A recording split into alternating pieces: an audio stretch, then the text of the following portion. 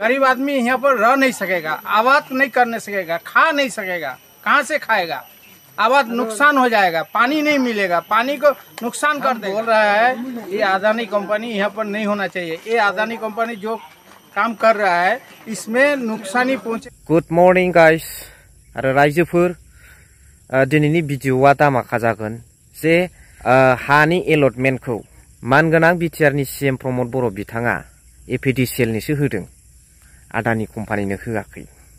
दा बाथ्राया जाहैबाय बिथाङा आसाम गभर्नमेन्टनोसो होदों, आदानि कम्पानिनो होआखै बे 3600 बिगा हानि एलटमेन्टखौ। दा आसाम गभर्नमेन्टनो होदोंब्ला आसाम गभर्नमेन्टआसो आदानि कम्पानिजों सावरायलायनानै एग्रिमेन्ट खालामगोन आरो आसाम गभर्नमेन्टआ आदानि कम्पानिजों एग्रिमेन्ट खालामनाय समाव बे हायाव मा लिरो बिबा मा लिरगोन, इयुनावब्ला बेखौ मा लाइनजों लांगोन बे आसाम स्टेटनि सायाव थाहैबाय। नाथाय जोंनो जुदि आदानि कम्पानिनो होनायमोनब्ला जों गोसो मथ' एग्रिमेन्ट खालामनानै लानो हागौमोन। नाथाय आसामाब्ला मा लिरनानै एग्रिमेन्ट खालामगोन जों बेखौ बुंस' हाया, मिथिस' हाया। इयुनाव बे हाया जोंनि ट्राइबेलफोरनि बा जोंनि हिसाबै थागोना थाया। नाथाय रायजो राजाफोरनि मोखाङावनो in front of the people बे एग्रिमेन्टआ जुदि बिसोरजों सावरायनानै जायोमोनब्ला आलादा खोथामोन, आदानि कम्पानिनो हरनायमोनबा आसामनो हरा हसिया। नाथाय दिनै बेबादि खामानिखौ बिथांमोना मावबाय, फैबाय थानाय इयुनासो खिन्थासिगोन जे बेबादि मोनसे सिस्टेमा, बेबादि मोनसे हाबा मावनाया इयुनाव लस जायो ना लाब जायो बेखौ। आरो बेजों लोगोसे नैबे इन्टेलेक्सुएल बिथाङा इन्टेलेक्सुएल ग्रुपनि मिटिं जाखांबाय पर्बत जरायाव बे थार्मेल पावार प्रजेक्टनि सायावनो। दा नैबे बिथाङा बेयो दुलाराय बर' फरायसा आफादनि फुराना वार्कार, बेखौ मिन्थिखायो आङो। बिथाङा लेक्सारार ना माबाबो। दा बिथाङा बुंदों हायाथ' रायजो राजाफोरनि नङा सरखारनिसो होननानै। माने सरखारनि जानानैसो बिथाङा बुङो, माने सरखारनिसो हरदेरनाय जाबाय। बे हाखौ रायजो राजाफोरनि नङा, जोंनि बर' रायजो राजा आइ आफाफोरनि नङा, सरखारनिसो होननानै सरखारनोसो हरनाय जाहैबाय। बियो सरखारनिसो जानानै बुङो, रायजो राजानिसो जानानै बुंनांगौ। वेलकाम खालामनाय, माबा खालामनाय, हांख्रायनाय, डेभेलपमेन्टनि खोथा साननायाव आंहा बादा गैया। नाथाय बे हाया नोंथांमोननि नङा होननाय शब्दआ थारैनो जों इयुन जोलैनि थाखाय साननो गोनां बाथ्रा रायजो राजाफोर। दा बेखौ लानानैनो बिपिएफनि गोख्रों दैदेनगिरि मानगोनां सासे एमसिएलएआ थरलि फोरमायलांदों। बे मा रोखोम जानो थांगासिनो दङ बेखौ मोजाङै फोरमायलांदों। जोबजासिम नायलांनानै कमेन्ट हरबानो जाबाय।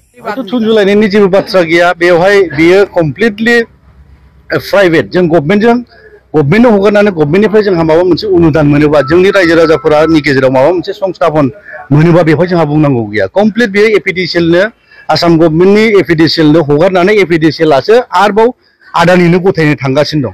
बेवहाय जोंहा एपिडिसिएलनो होनाय लोगो लोगो जोंहा बेवहाय जेबो से गैला। एपिडिसिएलआसो बेखौ मा खालामो मा खालामा, आदानिजों मा सुक्ति खालामनानै हा हगारा, मा मावहोगोन मावहोआ, बे बिथांमोननिसो खोथा। जोंनि माखासे दैदेनगिरि बिथांमोना मानो रायजो राजाखौ मिसलिड खालामदों बेसो दुर्भाग्यजनक आरोखि। जों नुदों 3600 बिगा जे एपिडिसिएलनो हा हगारनाय आरो लोगोसे 2000 बिगा रेलनि रेलनि फेक्टरि खालामनो बे एलटमेन्टखौ जोङो थांनाय सप्ता खननैसो सिगां जोङो सार्कोल अफिसाराव थांनानै बिथांनाव जों डकुमेन्ट्सखौ नायनानै फैदों। बेवहाय नुदों जोङो थांनाय एप्रिलसे भुल जायाबा आरोखि एप्रिल मासनि 19 तारिखआवनो बिथांमोनहा बे हाखौ आं जे हाखौ मख'दों, गिबियाव आं जे हाखौ मख'दों, बे हानि बिबांखौ बिथांमोना थांनाय 19 तारिख एप्रिलावनो बिथांमोना एलटमेन्ट होनानै दोनदों। दुर्भाग्यजनक खुनु रायजो राजाफोरनि खुनु दल संगठननि मतामत लायाजासेनो बिथांमोना एकदम सुप्रिम पावार बाहायनानै बिथांमोना मोनायावनो भाबा लेन्ड एडभाइजारि बर्ड जिरायहोनानै बिथांमोना बे हाखौ एलटमेन्ट होदों होननानै जोंनो सार्कोल अफिसारनि खुगानिफ्रायनो जों बेखौ खुद खोनानानै फैदों। आरो जों डकुमेन्ट्सखौ लाबोदों, मेपखौ लाबोदों। इभेन मेपखौ सार्भे खालामाबालानो बिथांमोना ड्रनजों सार्भे खालामदों होननानै बुंदों। मेप सुद्दायैनो आखिनानै दोनखाजोबनाय, खिन्थु इभेन बिसोरो साइडआवनो थांनोनो हायाखै, सुहैनोनो हायाखै। सुनायनि सिगांनो बिथांमोना बेखौ मेप खालामनानै एलटमेन्ट होनानै दोनदों आरोखि।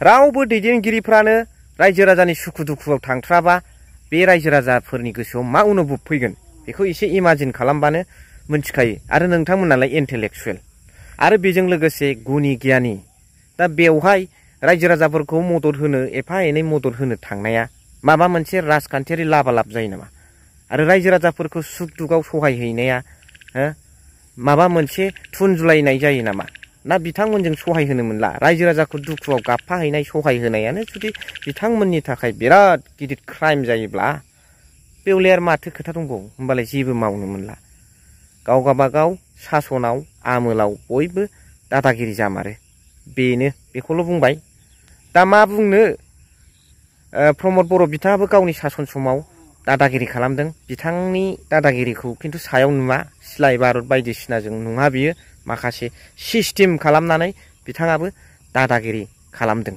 आरो मोनसे खोथाया जाहैबाय मा गुबुनफोरजों लोगो जानानै मालाय गुबुन जौगाखानाय डेभेलप जाखानाय जेरैबो जोंगा मागा जाखानायजों जों खारफानो हाया जोंहा जोंनिखौ सिन्था खालामनांगौ जायो जोंनि लेभेलाव दा बेवहाय मोनसे खोथाया क्लियार जानांगौ आरो रायजो राजाफोरनो आं मिथिहोनो लुबैदों गुबुनजों लोगो जाफानानै बर' हारिखौ फोजोबस्रांनाया इयुनाव फस्थायनांगोन बेनि थाखाय इयुन जोलैया मालाबाबो निमाहा होनाय नङा बे सिदा खोथा मा सानो कमेन्ट्सनि गेजेरजों फोरमायहरबानो जाबाय स थेंक इउ फर वाचिं लाभ इउ अल